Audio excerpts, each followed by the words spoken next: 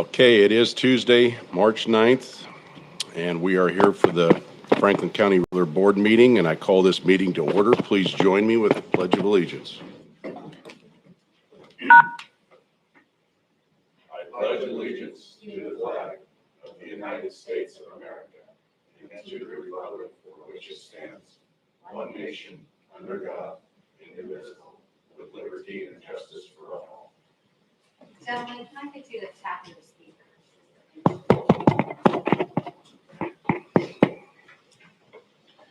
Okay, with that, we will start. The first agenda item is Zach and Jim. Are you on the phone?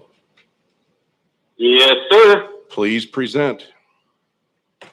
Oh boy, you might not like it, but we'll definitely do our best for you. It's been an interesting session, kind of like we've talked about many times before. There's been a lot of developments here in the last week, really. And so I'll start with, there has been a lot of talk around the resentencing bills, like 1169, 1413, 5120, 5164. The numbers aren't necessarily as important as the principle behind them. They're talking about, different juvenile sentences, counting some juveniles, moving the age, and the age a child or a juvenile can commit a crime, all the way through different resentencing for different crimes. Those have all really been overshadowed by the Supreme Court's decision here talking about simple possession of illicit drugs or controlled substances.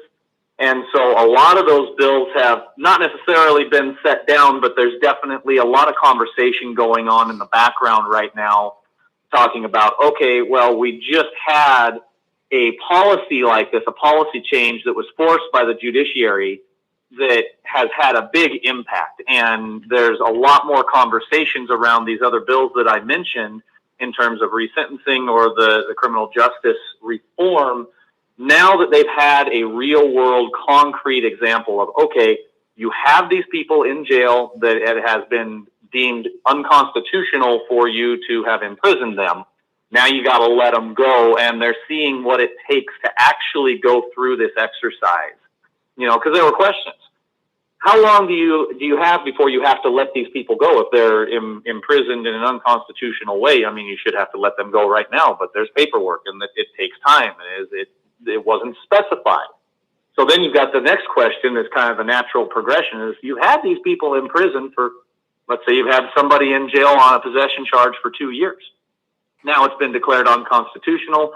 A lot of the questions that are happening around this subject now are, well, can we get sued because we unconstitutionally held someone, wrongful imprisonment, whatever you might call it. Can we get sued for that? I'm not an attorney by any means. Each different county and each different jurisdiction is having these discussions. I wouldn't be surprised if you guys have already had some of those. I haven't yet heard anybody that has a firm yes or no. It's usually yes, we could, but probably wouldn't, or no, we can't, but maybe we could.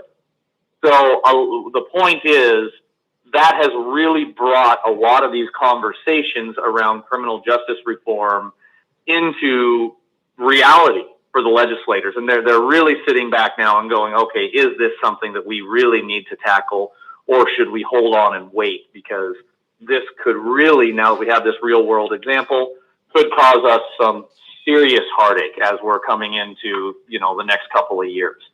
So that conversation is kind of, it spurred a lot of conversation, but the bills have slowed down, which is definitely a good thing for us, especially on a year when we're not face to face with our legislators and able to have a lot of those conferences where we can get everybody together and let the legislators, let the policymakers know what's happening and what the effects of all this will be. Not just, the financial, the fiscal impacts, which are, their own problem in themselves, but also, the legal ramifications of a lot of this change that people want to see. Another bill that's really kind of coming in that same criminal justice reform that has stalled out so far is 1202. And that one's a pretty scary one for law enforcement. While the aim is to actually hold officers accountable, What it does is it actually puts a civil liability component into legislation where an officer could, in all reality, function within the law and any department policy and actually be very respectful in their duty, but still be held civilly liable for something that happened in the course of them performing their job. And so that one has stalled out. It is in rules. We haven't really heard much right now. The nature of how the session is going, especially floor action. Normally, on a normal year, we would hear probably the night before what bills were going to come up on the next day's floor action. If we hear an hour ahead of when the bills are going to be heard on the floor, we're feeling pretty lucky. And best speculation on what's going on is, obviously we're Democratic controlled in the House and the Senate, and the party is kind of split. They've got their far left leaning, and then they've got their more moderate kind of factions in the party. And what happens is once they get enough votes, they pull something to the floor. And so they are definitely having a lot of negotiations behind the scenes here. Kind of shifting gears, in terms of conversations that have been held, both at the Wasatch Steering Committee, specifically around fiscal notes. A lot of issues that have really come to light. And I think Wasatch has done a fantastic job here in getting speakers to come to the steering committee meetings, because we do have a lot of new commissioners, but even Wasatch staff and seasoned individuals, it's always good to get a refresher and hear from these different, whether it's OFM or the governor's office or whoever it is. But the one that's really sticking out right now is OFM, and they create the fiscal notes for all these bills. And they flat out told us that we basically guess. They do have some impacts, where they can go through, and they know that implementation of certain policies and procedures and whatever it is does cost X number of dollars. And if we stop doing that, then we won't have to pay that, or, vice versa. If we pick up a task, we know how much money it costs to, say, fix a road or something. Where they run into trouble and where they've kind of asked for some help, and I think Wasatch's on the right path here, in sharing with the legislators and trying to gather this information, is you guys on your local level have a lot better lens to look at the implications, fiscally on your own systems, whether it's a judicial reform bill or it's a road bill or whatever it might be, something dealing with healthcare or regionalizations, whatever that might be. And since you have a much better lens on that, the approach has kind of been, okay, why don't we put some fiscal notes together ourselves, kind of a financial impact statement, a very, very brief one, just to be able to share with OFM and bill sponsors. This year there's quite a few different bills that are going to come up here in the second half of session that are going to have kind of an indeterminate fiscal note. The regional health districts, 1332, we're still kind of wading through that. That's a striking amendment. They changed everything, basically. But long story short, a lot of these bills, if they don't pass this year, this is the first half of the biennium, they will be back next year. And so any work that is done on a local level to, kind of identify some of those fiscal impacts and exactly what that's going to do to us, if the bill doesn't pass this year, it's something we'll still be able to share next year. While, there might be some subtle, small differences, we will still have something to point to and say, well, this is what it's going to cost us on the local level. So you need to put funding behind this, because it's kind of the tone this year in terms of funding. Just like everything they've been doing, we'll take care of that later. We're going to get the bill done, and then we'll come back and backfill it with funding. And part of the reason behind that is the state, and this is a quote from several members, whether it's OFM or different fiscal committee chairs, is the state is basically what they say rolling in money this year. And if we get any stimulus money from the Fed coming down, and that's been kind of to the tune of about $2 billion. If that comes into the state, that's a heck of a windfall for the state policymakers and, in terms of implementing different things with financing. The problem that creates for us is our legislature historically has had kind of a knack for putting funding behind a bill in the short term and not thinking about what happens after year 2, year 3, year 4. And so we end up stuck down here at the local level, holding that bag into the future, going, okay, well, you guys funded it to whatever levels for however many years, but the program is basically a permanent program that we have to figure out how to fund later. And so we will be on the lookout for that. Obviously, a large influx of capital definitely changes the conversation and changes that lens that the legislators are looking through. So as we come through session, the other thing that's of really big note this year is it's kind of being treated in the session. Both houses are kind of being treated almost as one. You know, the bills coming out of their policy and fiscal committees in the House of Origin, they had 2 months to work on everything. And then they came back and said, well, it's not done yet. We know that. We just haven't had time to fix it. So we'll fix it on the floor. Well, now we're hearing, okay, well, we kind of fixed it on the floor, or maybe we did fix it on the floor. But if we didn't get to everything, if you're not happy with it or you still have concerns, we can fix it in the opposite house.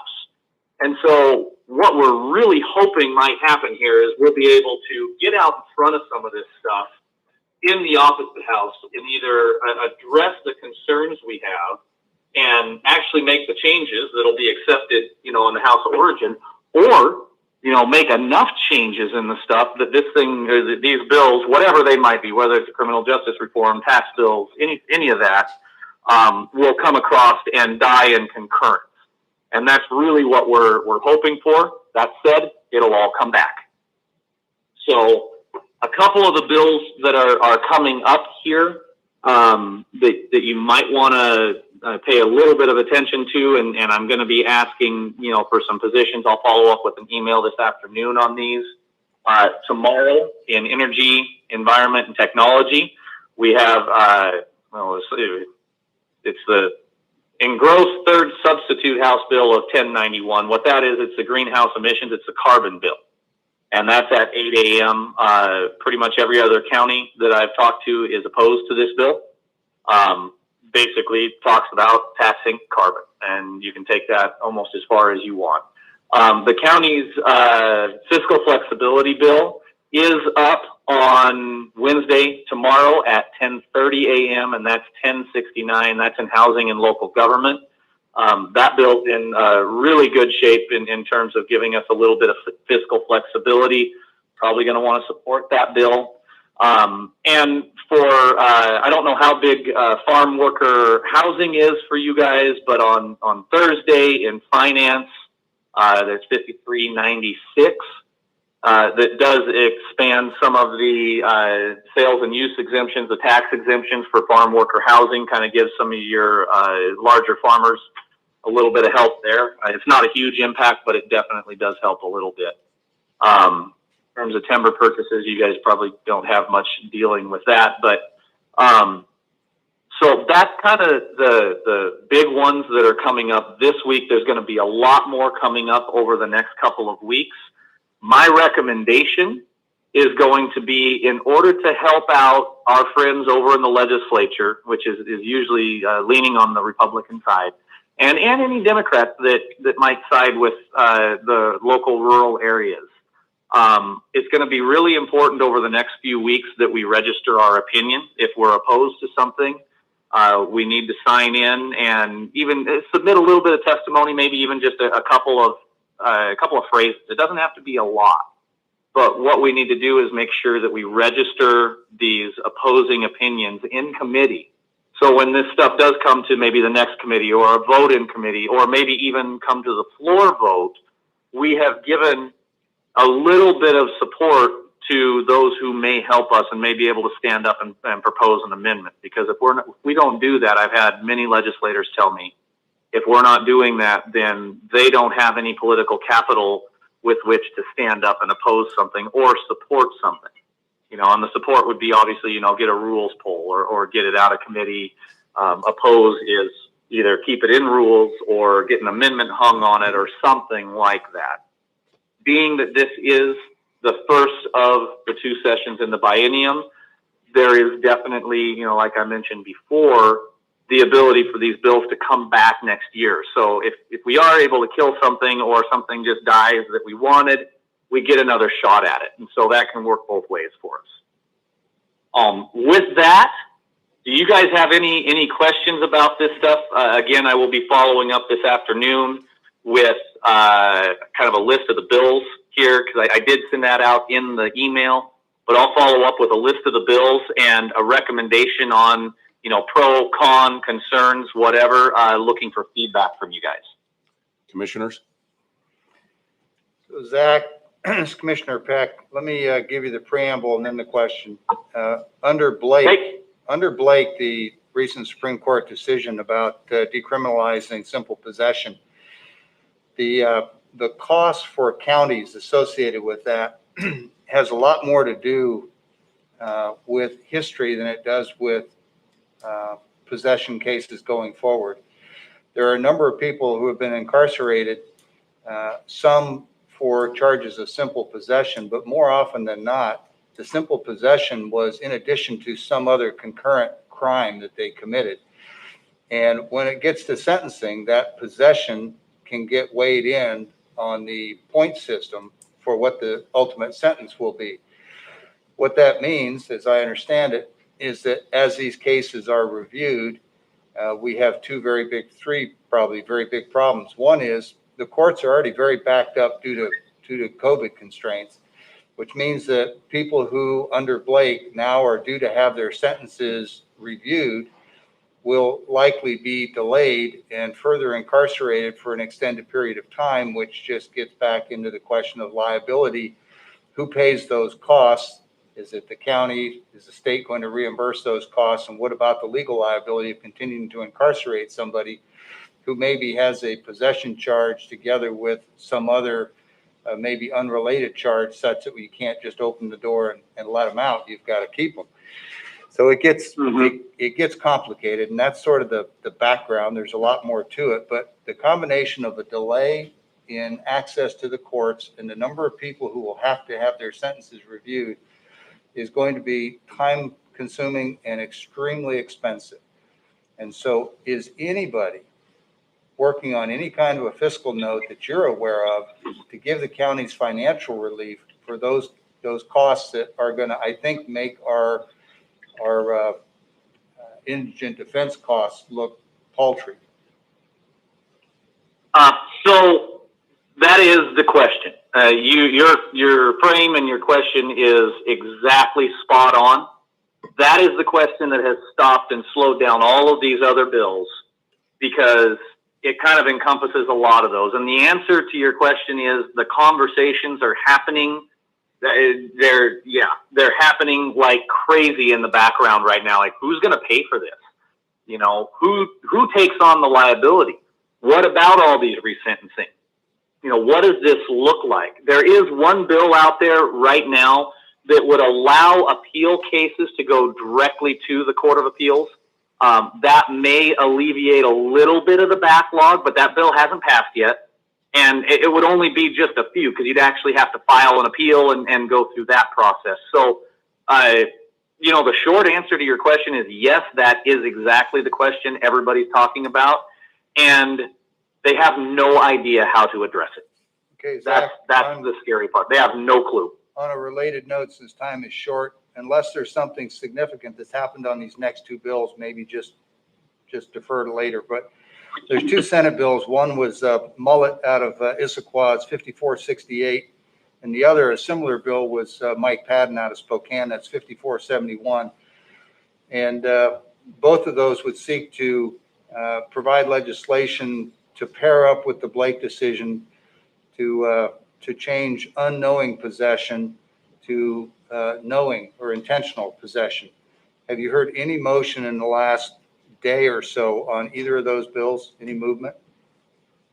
I've heard a little bit of talk about it, but movement is, as of right now, no. Okay. They're trying to I don't know exactly what they're going to do. How about that? That is indeed the question. Okay, in the interest of It's part of time, the whole conversation. yeah, let's just stop there in the interest of time because others may have questions. Thanks. Commissioner Mullen? Absolutely. I have no questions. So on the capital gains passage, what's being done there to counter that, being that it's unconstitutional to our state? Obviously there are court cases being prepared. You got to file on that one. That's basically, in terms of the constitutionality, that's going to have to go through the judiciary. Okay. I appreciate your time. Is there any other questions, commissioners? No. No. Thank you very much. And I will be posting that brief that you sent out on Facebook for constituents to do just what you proposed. Thank you. Outstanding. Well, thank you very much. I appreciate your time, and call or email anytime if you have any questions or concerns. Okay. All righty. With that, we'll go for the approval of the commissioner meeting minutes from January 26. Is there any additions or corrections? No changes. Commissioner Mullen? No changes. I'd just like to note that under the unfinished business that we discussed night meetings, and I would like to, and it's been put on the agenda, is to discuss that under administration office business of the first night meeting of the year. With that, we'll move down to the certificate of appreciation for Beverly Villanueva. And I hope I didn't say your name wrong. Well, I appreciate everything. And when I get done reading this, I'd like the other commissioners to also weigh in on your appreciation. On behalf of Franklin County, I'd like to express our gratitude for your faithful service as Sheriff Support Specialist from March 20th of 1989 through the end of this month, March 31st, 2021. Your contributions to the county and your years of service have been invaluable. Please accept this certificate of appreciation for your dedication and professionalism. We hope you know just how much we respect you and have valued you as a colleague. You will be missed at Franklin County. And I want to thank you for all the help that you've given me for over the years and my concealed carry and the other business with the sheriffs. And I appreciate you, Beverly, and thank you very much. Commissioners? That's 32 years? That's quite a commitment, and we do appreciate everything that you've done for the county, and that says a lot to put in that amount of time, and we do appreciate it. Thank you. I'm kind of looking around the room and I'm thinking short of a couple of people, you probably have as much history on the sheriff's department as yeah, I know. I'm kind of looking. There's a lot of experience in the room, but I'll just add my thanks for your many years of service. I know when I first got here as a commissioner, I put in the paper for a concealed carry as well, and showed up almost immediately later. I was amazed at how quickly we were able to get it processed. I appreciate that. And lastly, I'll say all those years of experience don't have to just be set aside. I hope you won't be a stranger. And on occasion, the sheriff's probably going to need somebody to rein him in. And as a civilian and a constituent, I hope you'll do that. Thanks.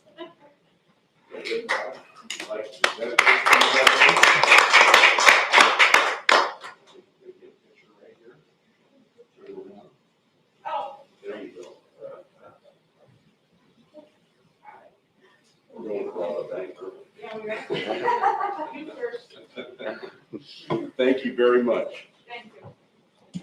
All right, with that, we'll move on to public comment. Keith, anybody on the phone or? Not yet, sir. Anybody within the chamber, please come forward. Good morning, Commissioners. Good morning. Good morning. I know you all work very hard. I've supported things that you have worked very hard to do well. Today, I have some comments that you may not like. Yeah, your mic is on, but. Yeah. Okay, Can't I hardly didn't know if I was hear you. allowed to. Come closer. All right, gonna eat this like an ice cream cone.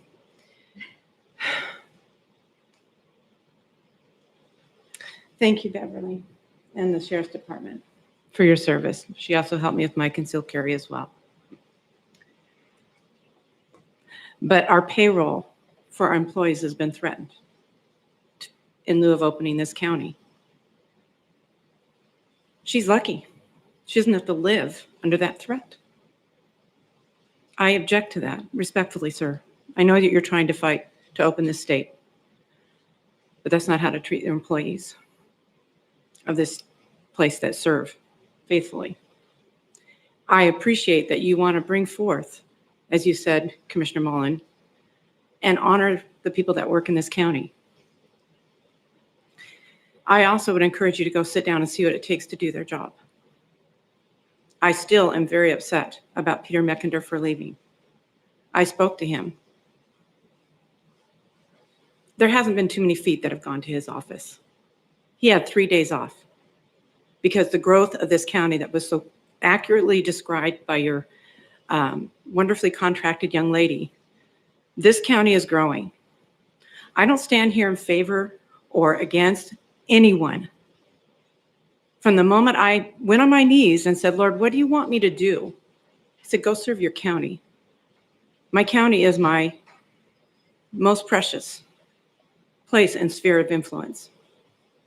I don't like my sheriffs being threatened. I don't like people being treated badly.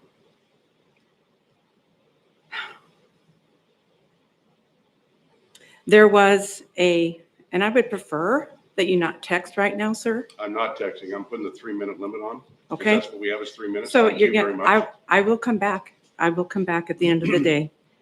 You ran on giving your salary to this county. Everybody's getting their salary as far as I know. Okay. It does make sense to be paid and to have qualified people in office. You guys possess a lot of skills pooled together. And I've asked repeatedly to put things aside and fight for the county. As a citizen, I have the right and the obligation to stand and ask that. Right now, I'm very angry how you've treated Keith Johnson. Keith Johnson is a legal lawyer. He's a CPA. Any plans or ideas to replace him would be folly. And after all the meetings, all the years, the fomenting, the allegations, there are things that need to be done properly. He had an approved position from last year's budget. People came and gave their 2 cents worth. The man is overworked. And I'm sorry, but your constituents do need to know where you stand. And using COVID as a reason not to fill that position right now isn't acceptable to me. Because of the growth, you lose all of that experience and all the time. He can't keep up. I don't think he would ask for it. I've been to his office. I've talked to his people. And I've looked at everyone in this room that works incredibly hard. That is not how to handle employees of that quality and caliber. There's no sides here. There's jobs to be done. And Franklin County suffers when we lose that. I would also ask when you follow up with your lobbyists. Last week, Jeffrey said he was very offended by the way he spoke. And I have to say I had to agree with him because he's my neighbor. I don't agree with Jeffrey and everything he stands for, but I respect him and he's always been respectful to me. And finally, I would ask that when you do talk to this lobbyist, under the health and wellness in the House, there is a bill called 1225. It's putting health clinics in the schools. Yes, the school board needs to hear about it, but how do they hear about it when it's not brought up under the education? It's brought up under health and wellness. It's passed the House. It's now in a joint resolution in the Senate. There may still be time to express in a hearing.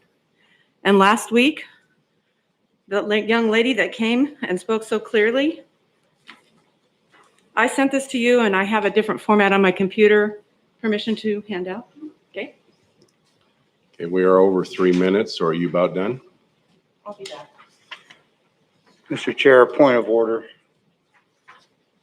We have a 3-minute limit.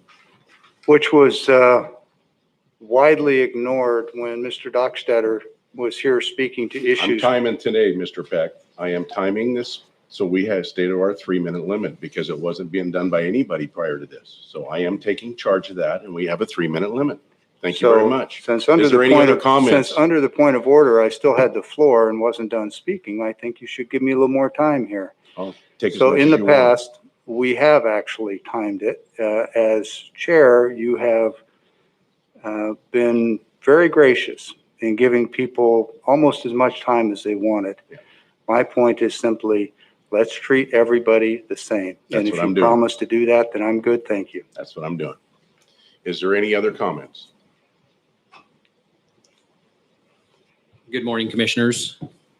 Question that I have, pretty simple. Don't even know who the proper person would be to ask this question. How do we track our bridges and their conditions? And do we have a repair replacement plan? Or how do we figure that out? And That's the simple. Public Works Department, and yes, they have a plan. Okay, so just contact them. They're evaluating and assessing with the funds available. Okay, thank you. Any other comments? Anybody on the phone? No. Okay, with that, we will move down to office business. I believe we have 2 vouchers this morning. Yes, we do.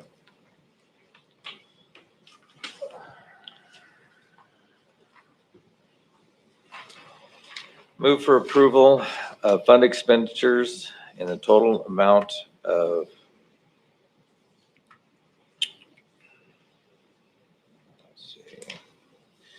$444,788.55 as presented, and note it has been reviewed and signed by 2 representatives of the auditor's office and the county administrator. Second. Motion and a second. Discussion? Hearing no discussion. All in favor, say aye. Aye. Aye. Move for approval of salary clearing payroll and emergency payroll in the total amount of $1,025,144.64 as presented, and note it has been reviewed and signed by 2 representatives of the of the auditor's office. Second. There's been a motion and a second. Discussion? Hearing none. All in favor, say aye. Aye. Aye. All right, moving on to the consent agenda.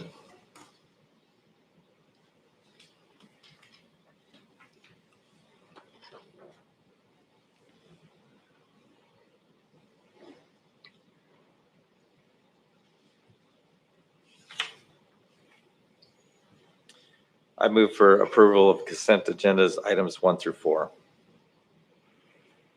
Second. There's been a motion and a second. I asked for discussion on 1 and 4. So with that is, Kyle, are you on the phone? I'm on the phone. Can you guys hear me? Yep. You're coming in loud and Morning. clear. Good morning, Kyle. So on this, Kyle, it says background, the Department of Human Services recommends changing the current policies and procedures from no more than 5 board members to no more than 7 board members. So we're increasing the Veterans Board to 7 possibly? Yeah, and so if the board remembers, oh shoot, it must have been maybe a month and a half ago. I had come before the board to talk about some of the difficulties that we were having with recruitment for the advisory board. One of the items that got brought up was the number of allowable board members, and I didn't have the policy in front of me, and so I couldn't recall if it was what the exact wording was, and so there had been a conversation. I believe that I knew that the board had previously been 5. Couldn't remember if it was capped at 5, no more than 5, or at least 5, but the previous board had 5 members on it. And so that was one of the things that we talked about, potentially increasing that. And so I have Nidia in my office. She makes those changes, and she's here in the meeting also. And I'd asked her to go ahead and prepare the policy because we were putting the appointment for the new advisory board members on this agenda also. And so I'd ask her to change the wording in the policy to increase it from no more than 5 board members to no more than 7 board members. And I figured we would have a discussion about it. And if the board chose to move forward with the change in the wording, then we'd have it available. And if the board wanted to continue to keep it at 5, then we just wouldn't sign this and nothing would change. Okay. So putting this before the board today is is just follow up from the meeting we had here couple of months ago. Okay, Kyle. So how many forms have we had filled out for people wanting to participate? I have 4 in my I think book. we've got, and that was, I believe we've got 3 on the on our recommendation to be appointed. And again, I don't think that that's enough. We'll continue to recruit and try and get people that would be willing to serve and that we feel would be a good fit for the advisory board. But we've got 3 that we wanted to move forward with establishing the new board, and so we can hold a meeting and kind of bring them up to speed, and also discuss with them about a recruitment of additional advisory board members. I have 4 here in the I'm sorry. I'm sorry. I missed one. yes. So we got 4, and I was just curious. We're having a hard time getting 5. I do remember the discussion, but we can have 5 or we can have 7. I have no problem. But do we need an odd number for a vote on this? Do they vote on anything coming before the commissioners? They do. They and again, I think that I can't recall a meeting that we had to vote on something that we would bring before you that there was dissension. But in the event that the board wasn't in agreement, I think an odd number is appropriate. So I would say either we say 5 or 7 and leave the odd number 6 out until we have 7. We don't allow 6 to serve. We'd have to have an odd number. And I think that'd be a good thing to have there, because we could create a stalemate on any actions that would need to be brought before the board. Is there any other comments from commissioners? Yeah, Kyle, Commissioner Peck, I think you were correct when you cited 3 new folks for the board. Mr. Ortega is the 4th, but he's been serving on the board. And I noticed you referenced it as a new board. It's actually the same board that's existed. We're just getting additional people to volunteer because the ones that have been serving, frankly, has served longer than they ever anticipated. And I want to publicly acknowledge and thank them for their service. But because it says up to, whether it says up to 5 or up to 7, might as well be 7. It gives us the opportunity for a larger board if we have the number of people who want to participate. And as for the matter of an odd or an even number, odd number is desirable from the standpoint of voting. But if you find yourself in a position where you've got an even number, it's simple enough to have your bylaws say that in the case of even numbers, the chair breaks the tie. So there's other ways to do it as well. But Okay. All right. all in all, I'm fine with what you presented, and I appreciate your good work. Okay. And I think one thing to add is Mr. Ortega had, like you had indicated, had served on the previous board. He expressed interest to continue to serve, and so he was, he was a great asset, in the 2+ years that he'd served on the board, and so we felt like with his willingness to continue to serve on the board, that he would be an asset to the board. And Kyle, one other observation / question. I noticed that one of the applicants resides in Richland. Working from memory, I don't recall anything in the statute that requires that members serving on our county Veterans Board physically live in the county. And I certainly don't object to a qualified person from Richland serving our county. Benton County has their own Veterans Board, correct? Correct. Okay, all right. Thank you. Yeah, and you're correct that there wasn't anything in the statute that indicates that all members of the board need to reside in the county. I think it's important to get quality people and if at a given time, somebody from Richland's qualified and wants to participate, we should accept their assistance. Thanks. Commissioner Mullen? No, I'm in agreement. If we can find 7 individuals that are willing to serve on the board, that I would be in agreement with that, so. So Kyle, one last question. What is the responsibility for these members? Is it 1 meeting a month, 1 meeting a quarter, so that we can relay that message to other veterans? We have one in the room right now that served in Vietnam, and I know that we have a lot of money in the account that we could be helping the veterans right now. So what is the requirements? The board really sets that. Historically, we meet once a month. There have been occasions where there's an issue that comes up and we call, essentially a special meeting. That's a little bit more rare. But typically it's 1 time a month. Okay. And the kind of the access to some of the web-based meetings has really made it easier. It was difficult previously with coordinating schedules and everyone has a life and and so we try to be conscientious of that. But I know the members that served on the board previously had indicated that the web-based meetings tended to work well for them. And so, we're open, obviously we would continue with web-based meetings in the short term, but we certainly are willing to discuss with the board, combination of in-person meetings, with web meetings also to make it easier on their schedules. Thank you, Kyle.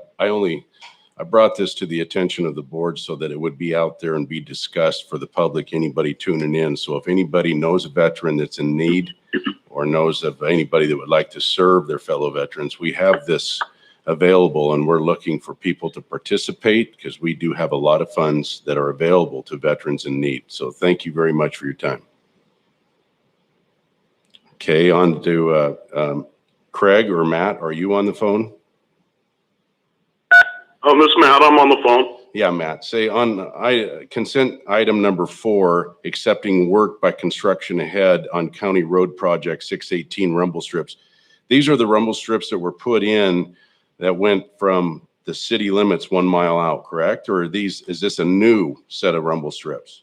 No, that's exactly right. What you just stated. It's the project that's already been completed. It wasn't any new project. This was actually completed back last year, but of course there's a process of waiting for all the paperwork and getting clearance from like Department of Revenue, for example. So sometimes that paperwork takes quite a while for the contractor to get things completed from a paperwork standpoint, and then for us to get those clearances from the state, the 3 individual state departments. So okay, the project was actually physically complete last year. So is this, we still got to pay them for their completion of the project? We got to pay them a 50, are they been paid in full?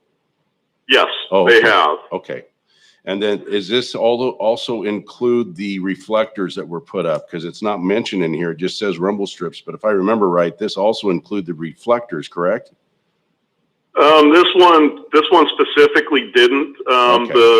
The state had split up the federal dollars for these types of safety projects in kind of different categories. And we did it trying to keep like projects together and also trying to take advantage of when we were seeing the federal money and trying to get the money to use as quickly as possible. So this just covers the rumble strips.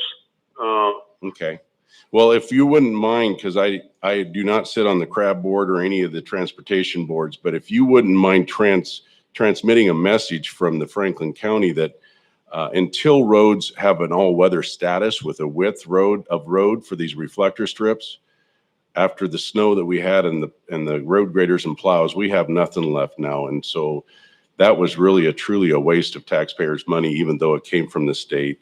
There's nothing left out there. So please just reiterate for us in Franklin County, until a road is of all weather status, it is really a detriment to the taxpayers to try to put up and keep rumble strips on the road, especially in a farming community. Thank you.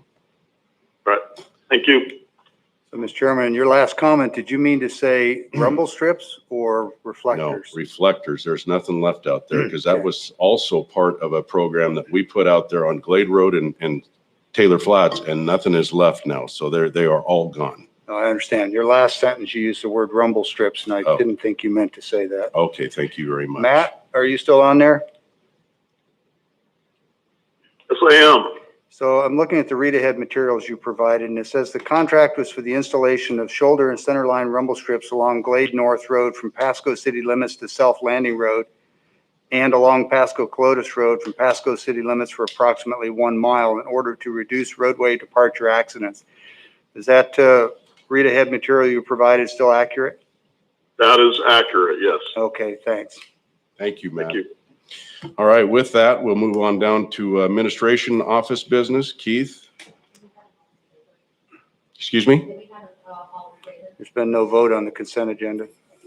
Oh, there's been a motion and a second for the consent agenda, and we need a vote. So all in favor, say aye. Aye. Aye. Aye. Okay, with that, Keith, we're down to administration business. Thank you, Mr. Chairman. First item that is listed on the agenda is the discussion around a possible night meeting. We are, I think, to the point now where we have the technology figured out where we could make that work. I don't know the preference of the board, and I think that's probably just a matter of discussion here today is when you want to do that. I think to be able to do it in the first quarter of the year, we're looking probably at March 30th. If that meeting time works for the board, we'll move in that direction to have a night meeting on the 30th, if that works for your schedules. Works for me. Works for me. Where would we hold the meeting at? We would still hold the meeting here. We're working on getting overflow capacity for the public there'll be, obviously, we have a handful of chairs here, but the courtroom upstairs has some additional space, and we're working with our IT group to make sure that we've got it would not be interactive. In other words, if somebody had a need to speak to the board, they would need to come from the courtroom down to this room to do it. But we can make that work, and they would just be observing the meeting from that space. I think we might want to be looking at moving up to the courtroom because there'll be a lot of people here. They're waiting for a night meeting. We'll have to determine the exact number of people that we can accommodate in person and make sure the public's aware of that. We may not be able to accommodate everyone that wants to attend, but We could also have an overflow down in the rotunda, and they could, as people spoke, they could leave and people could come up if they were interested in speaking, right? Correct, couldn't we? we can accommodate a certain amount. I mean, we run into some fire code issues and safety issues by convening a meeting in the rotunda. It's Not in the access could overflow there until they could come into the meeting. is what I'm saying. we can accommodate some. in Yeah. that. Okay. All righty. I'm game for the 30th. That The sounds good 30th to works me. for everybody. Does that work for you, Karen? All right. We will plan on that then, probably start at 7 PM. Is that an Yep. appropriate time? That's what we started previous night meetings, correct? Yeah, that usually gives people time to get home from work and get their families accommodated. So March 30th at 7. Mr. Johnson, I would invite you to, as you work through the logistics of this, keep the board apprised. I certainly support night meetings. Ones we've had in the past have been great. Willing to meet pretty much any time that the board wants to meet. But I also want us to be mindful of timing and the logistics and the staff time and costs, the access issues. If we do use the rotunda, that becomes part of the meeting space. Not opposed to it, but just want to be sure that we, in our haste to get to night meetings that we all desire to have, that we don't throw a lot of additional complexity and burden on staff. We've had some challenges with our systems. So happy to do it, support the idea, just thinking of the potential impact on staff is all. Thanks. So with that, Keith, I see we got the sheriff in the room. Sheriff, if we were to use that courtroom, we would probably have to have somebody up there to make sure that nothing was messed with in the courtroom, and that, you know, that nothing, no foreign objects or anything came into the courtroom. Just have to adjust people's balance. Okay. For trustee or whatever. That's if we overflow into the courtroom. If we decide to have it right here, we could just have it right here too. So, Yeah. That's, say, okay, thank you very much. And Sheriff, I appreciate your mentioning the judges. I don't know technically who controls and has ownership, but I know we do need to coordinate with the judges and with the courts to use those facilities. Thanks. Okay, with that, we're down. Keith, is there anything more Yes. on administrative business? A couple more things. Last week, we reviewed briefly a potential letter to the governor regarding the Scout Clean Energy Project, which is a wind farm project in the Horse Heaven Hills, located in Benton County. We did not have a final draft of the letter at the time of the meeting, and so I think we do have that now, and wanted to kind of reaffirm the board's decision to sign or approve that letter so that it can be jointly sent from a number of different local entities, cities, Benton County, local PUDs, and port authorities. So we're looking just to reaffirm last week's Okay, position. Has the language in the letter changed? For whatever reason, I thought that it had, but I'm unable to find a different verbiage in a previous letter. So I think we still have the same one that we had last week. as I have all three commissioners got to read the letter. I've not seen it, but I read it, and I believe the first paragraph should state the intent of the letter, which is the objection to this Scout Clean Energy being permitted to build the wind farm in Kennewick, and then follow with the arguments of why not. And that's not the way it's arranged, and that should be put right at the beginning. We did not draft this letter. It was drafted, I believe, by Barry Bush, who's a Right. local PUD. And I tried to reach out to him, Yeah. but he never answered. And I know he has sent this letter to a number of jurisdictions seeking their joint approval. So I'm not suggesting that we can't edit or add to it or suggest an edit to it. Just rearrange it a little bit is all we got to do, because the intent or the reason for it is put at the very end when it should be put at the very beginning. I don't disagree with that. I just, like I said, I did not draft the letter. And they so- need to emphasize the fact that that is a natural flyway for the birds, and it's going to be very detrimental to the bird population coming off the Columbia River. That's got to be emphasized. That is stated in there, but it's in the middle of the letter. Right. so I would just offer that if it's a letter coming from this board, it ought to comport with the details and the wishes of this board, meaning all three commissioners need to be on board with it. If any commissioner's got any heartburn, major or minor, we need to relook it. And since I haven't seen the actual text, it's hard for me to take a position, but I want it to be a Franklin County letter, not just somebody else's recycled letter, so to speak. No offense to the author. I know Mr. Bush. So I'd like to have the opportunity to see it. I do know that there are one or more local public agencies that have been asked to sign this letter who have delayed and are working on their own version. So we would not be out of step with the community if we chose to do that. That'd be my recommendation. I think the only remaining question is how do we go about that? And perhaps you can send a letter to each of the commissioners and we can make suggested adjustments. I'll keep mine to a minimum so as not to conflict with the other suggestions that might come in. Mr. Mola? I just wanted to abstain from the letter because of my involvement with the wind energy. I think there's a conflict of interest, and to be fair, I would abstain from it. Thank you. Yeah.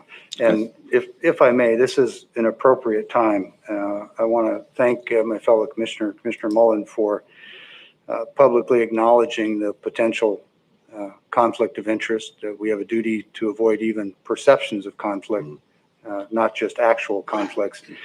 And this is in no way a criticism. You've been here, 60 days now, but When there is the potential for an actual conflict or clear perception, the preference normally is that a board member would recuse themselves, which means that you would simply depart the room while that's being discussed, so that you can't be accused of having somehow persuaded, cajoled, influenced, or even collected data, even though you could listen to the meeting later and hear Right. exactly what was said. That is normally the practice. I have done it a few times myself when I had potential conflicts. And again, this is by no means a criticism. You're brand new to the board. And I just want to give you the benefit of that perspective. And I thank you for calling out that you may have a conflict. Thanks. Well, thank you. Okay, Keith, anything more? I do have a request for an executive session, probably up to 45 minutes. Requested under RCW 42.30.11, 110, paragraph I and subparagraph II, to discuss litigation with legal counsel. Would ask that the members of the commission, myself and the clerk and the prosecuting attorney, the deputy or civil attorney, Jen Johnson, and our outside attorney, John Safarli, participate in that discussion. Okay. And- Chairman Didier, Yes. this is Sean Sant. Before we go into executive session, I just wanted to bring to the board's attention, since we are making a modification to the regularly scheduled meetings that were published. I was just looking at the math. The 30th of March did seem a little soon. We do need 20 days notice.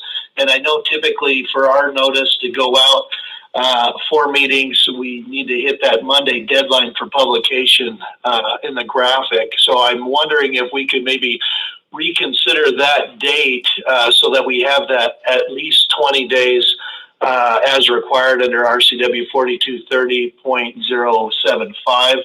And maybe the board could actually look at the calendar, since we are having to deviate and publish that notice. It might be cost effective to go ahead and consider maybe some other dates throughout the year, so we could publish that now as a one-time modification. That way everybody has notice. That just might make more sense if you want to pick a couple other dates throughout the year, and we'll have to make that scheduling change check for conflict. So I don't know if the board would want to at least consider that before doing an evening meeting, just so that we could save some cost with that notice requirement. Thank Just you. a thought. Thank you, Sean. That's well noted. And yes, so we probably will move that first meeting back to this, to meet that requirement to the 1st of April. And then we'll schedule from there, but we'll try to do one a quarter. I think that would be well received by our constituents. All righty. With that, I would also like to call an executive session, RCW 42.30.110, parentheses 1, parentheses F. And I would think we're going to need probably 30 minutes on that one. And that would include the 3 commissioners, clerk of the board, Sean, and Jen. And just, Chairman Didier, if we could we maybe address the other one with our outside counsel first? Yes. I believe that was set for 30 minutes, and then we'll have to come out and provide the RCW for the next executive session. But if we could take that one now per the schedule of our Yes. outside counsel, I think Yep. that would be appreciated. Thank you. You got him on schedule. I think that's the proper thing to do. So with that, we'll move down. Mr. Chairman, before you, I'm Yep, sorry for go the ahead. interruption. It looks like we still have some people in the public that may I'm want going to. to public comment. Okay, thank you. Yeah, I'm going to public comment before we adjourn. So with that, we would like, is there anybody on the phone for public comment? No. Okay, with that, we'll go public comment. Please keep your comments to 3 minutes. Thank you.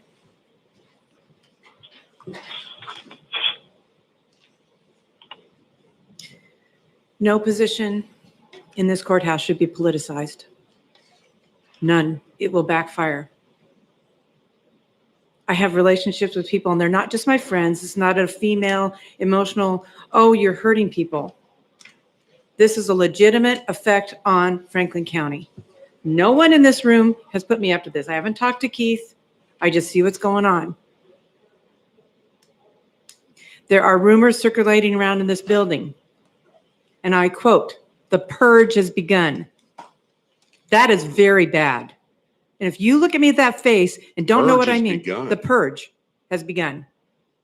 People feel threatened here It shouldn't. because of, well, things happened. People made decisions and stood for what they believed in, and now they are concerned that the powers that be will threaten their positions.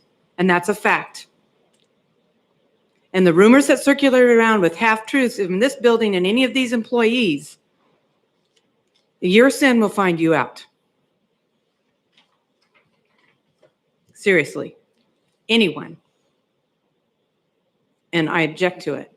I have asked, I've pointed to that bust in the back of the room. That man said, go and pray. And then we had a country. We did not have a country. We had people fighting. Traumatized, fighting traumatized people, basically. There's not racism, things like that, so much as there's traumatized people. Yeah, I saw that look. In closing, the prayer that I asked to lead, I have not heard a word. Separately from this meeting, for the very sake of this county, haven't heard anything. I did call in. What happened? I would be more than happy to meet either by phone or in person in this building early in the morning, and maybe the sheriff can help me with that. Anybody that wants to pray for this meeting and for this county. No? Yeah, okay.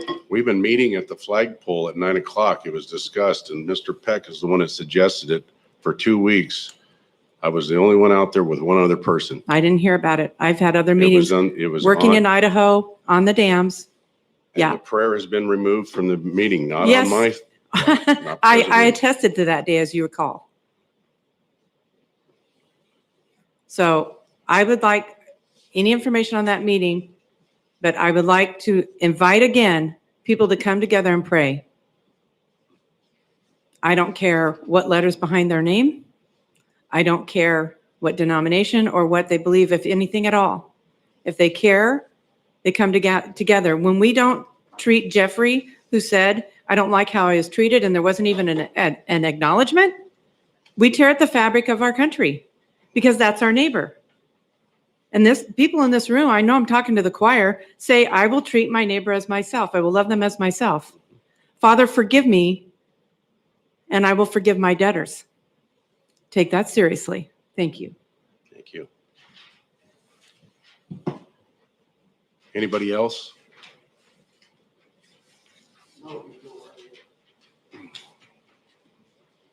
Question about the reflectors along the highway. I heard this said, and I don't know if you know the answer to this. I was told that we had a grant that paid for the reflectors as well as the installation. But my understanding was that it was our responsibility to maintain them for a certain period of time. Do we know if there's any truth to that? If that is true, we have a really huge bill coming. As I was driving up Taylor Flats the other day, I counted there was 2 out of 20 that was still standing, both of them damaged, but they were still standing. But there was 18 that was no longer standing. So if that's true, and I don't know if it is, I heard that, but that'd be good to know. If that is true. That I will check on. I will say this, that our public works were ordered by the state through that grant to do that.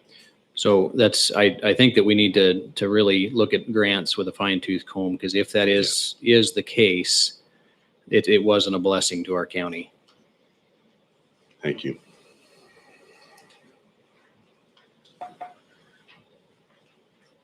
Thank you. George Dockstetter, 4951 Self Landing Road.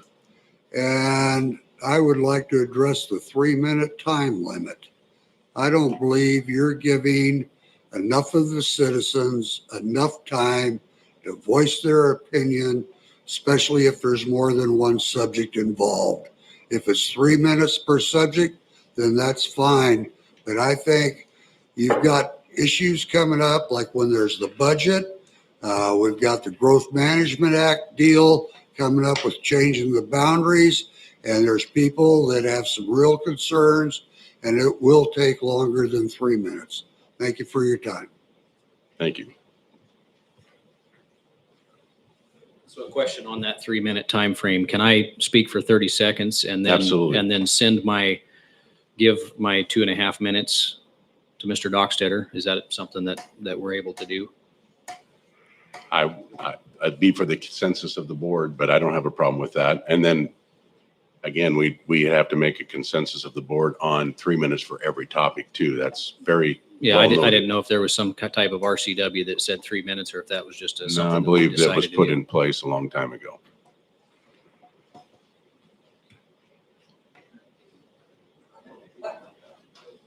Okay, and with nobody on the phone, Keith? No. Okay, we're going to move into the first executive session. RCW, I believe it was, help me out, Keith. 42.30.110, paragraph I and II. Okay, all righty. For how many minutes? You said 40 minutes. 40 minutes, and I think we have our consultant on the phone, so we'll move into executive session at this time. You want me to, and we're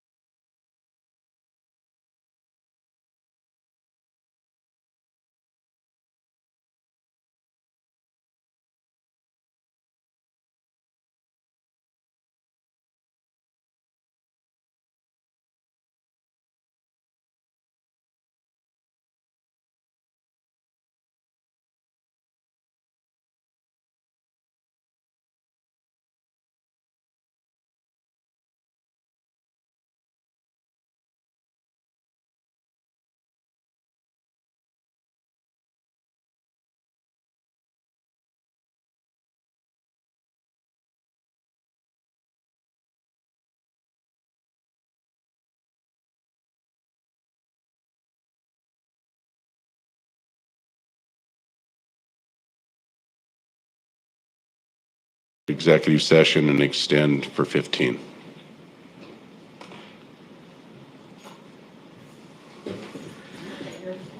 What's that?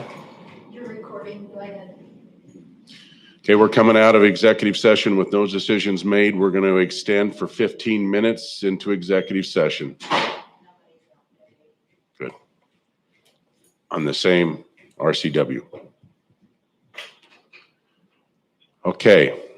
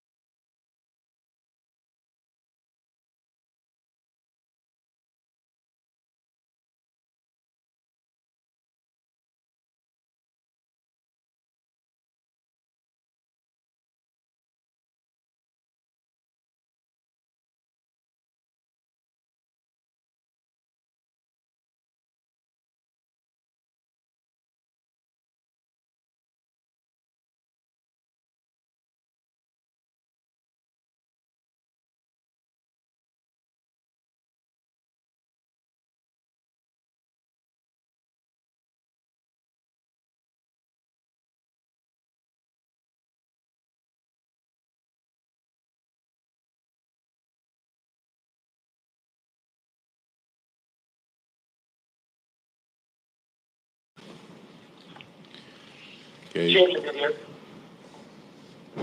Real quick, before we end this executive session, I just wanted to make sure. hang on. Karen's already turned on the mic, so hang on.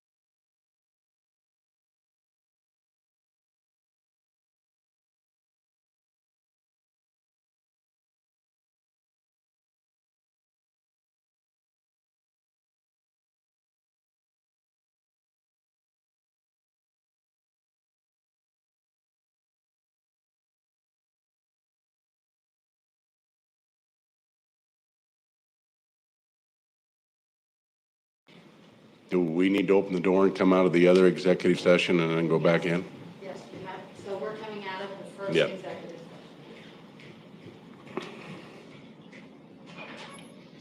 Okay, we're coming out of the first executive session with the extension with no decisions being made.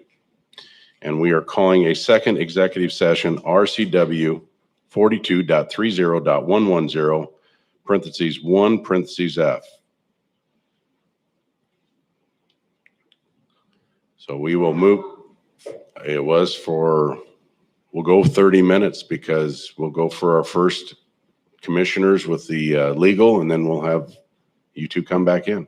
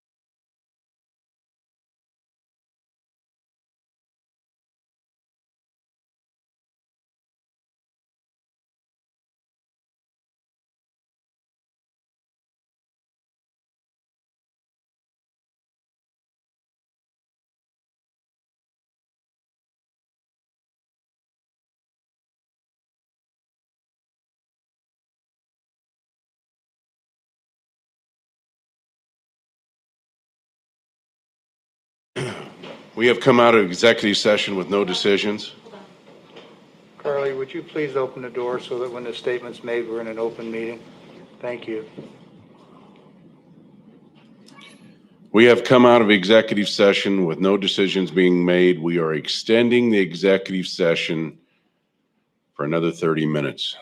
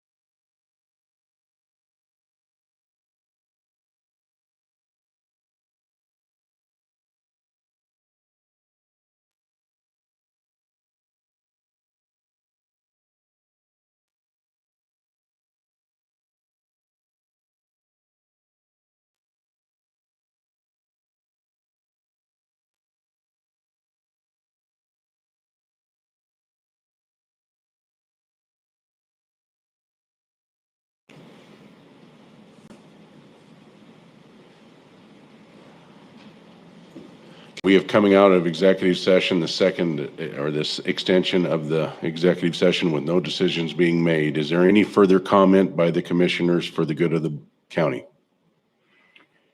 I have a comment that I'm obligated by my oath of office to make, and that is, in our first executive session today, the chairman made the statement that, quote, "We are going to have GIS start drawing district maps," and then paraphrasing from then on and looking at the data. We can't take actions in meetings, so if that's the intent, it needs to be done in the open public meeting, which is why I'm bringing it up. And if that's the path that we want to go on, then it would be appropriate for a motion, a second, a discussion, and so forth.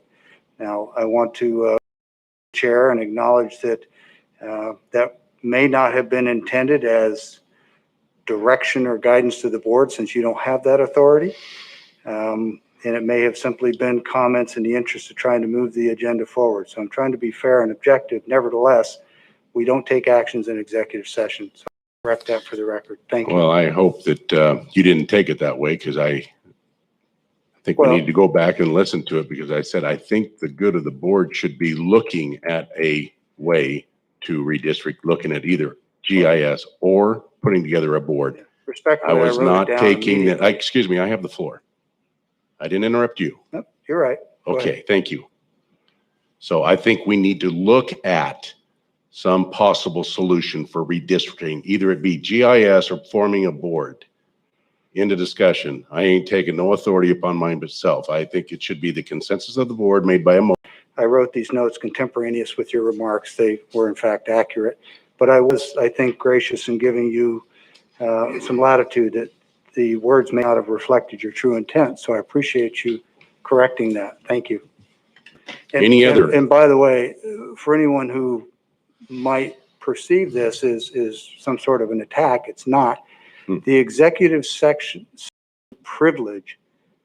Was that made in an executive session? Yes, it was. Then why are you bringing it up now in the open board Because meeting? I'm obligated to, because when you take an action in an executive meeting, it Didn't take an violates the action. law. Back to So my The point. privilege. of Excuse me, I have executive the session floor, as you has said a been minute ago. Violated by you, Mr. Peck. So back to my comment.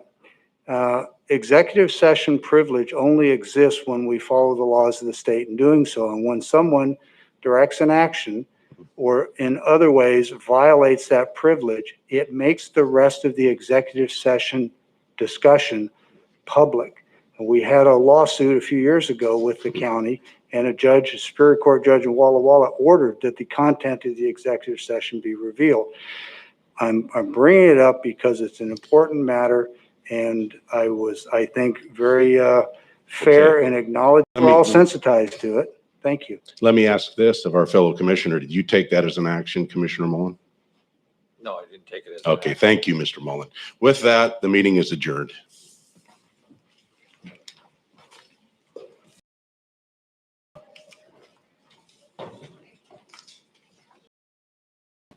Thanks for using